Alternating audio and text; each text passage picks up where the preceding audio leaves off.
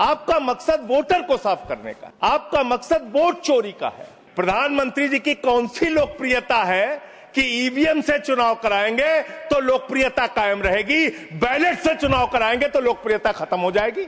आपने 11 साल में कितने घुसपैठिए हिंदुस्तान से भगाए।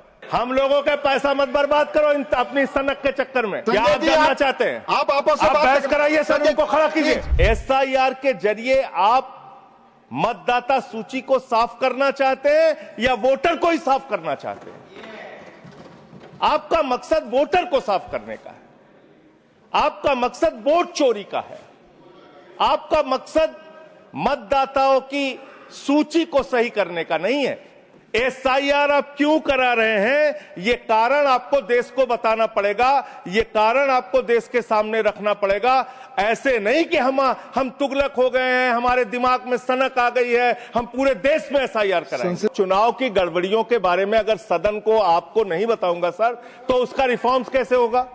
तो दिल्ली में अगर एक गड़बड़ी हुई है, जरूर आप बोले, ये आपका अधिकार है, पर स्पेसिफिक जो उदाहरण दे रहे हैं उसके बारे में पहले आप उठा चुके हो, अमान्य हो चुकी है चीजें।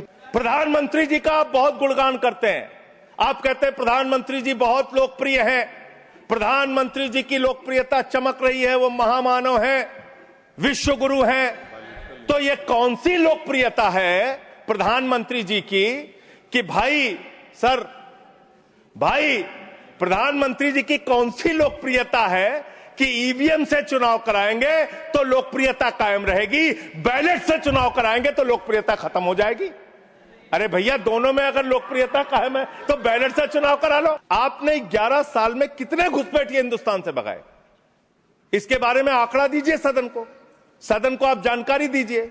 आप बिहार जाते हैं, वहां घुसपैठिया चिल्लाते हैं, झारखंड जाते हैं, वहां घुसपैठिया चिल्लाते हैं, दिल्ली आते हैं, वहां घुसपैठिया चिल्लाते हैं, हरियाणा जाते हैं, वहां घुसपैठिया चिल्लाते हैं, महाराष्ट्र जाते हैं, वहां घुसपैठिया चिल्लाते हैं, आसाम जाते हैं, वहां घुसपैठिया चिल्लाते हैं, घुसपैठिया पकड़ नहीं पाते।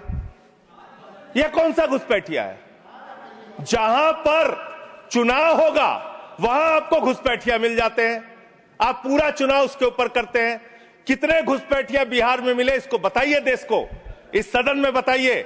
मैं आपको बताना चाहता हूं मान्यवर, मात्र 315 वहां पर विदेशी नागरिक मिले, जिसमें 78 मुसलमान थे, बाकी नेपाल के हिंदू थे। उसको आप इसलिए आंकड़ा नहीं जारी कर रहे हैं। 65 लाख में सिर्फ 315 मिले, आपकी छाती पे तो सांप लौटने लगा, आपको तो मजा आया नहीं। आपको स्कूल बनाने के लिए पैसा नहीं है, आपको अस्पताल बनाने के लिए पैसा नहीं है, मिड डे मील में आप बच्चों को नमक रोटी खिला रहे हैं, नौजवानों को रोजगार देने के लिए आप पे पैसा नहीं है, खाद की बोरी देने के लिए पैसा नहीं है। आप कह रहे हैं आप अपनी सनक को पूरा करने के लिए डिटेंशन सेंटर बनाएंगे, जहां पे घुसपैठियों को रखेंगे, उनको फ्री बिजली, फ्री पानी, फ्री एजुकेशन, रहने का घर, सड़क, सब आप अपने पैसे से देंगे, देश की जनता के पैसे से देंगे। इसलिए मैं आपके माध्यम से सरकार को चेतावनी देना चाहता हूं, अगर कोई बांग्लादेशी मिले, कोई पाकिस्तानी मिले, कोई अफगानिस्तानी मिले, तो उसको उसके देश वापस भेज देना। हमारे पैसे से उनको यहाँ पे डिटेंशन सेंटर और घर बना के फ्री में बिजली, फ्री में पानी, फ्री में शिक्षा, फ्री में इलाज मत करना। और ज्यादा अगर आपको चिंता हो तो अपने घर के बाहर एक घर बना लेना, वहां रख लेना,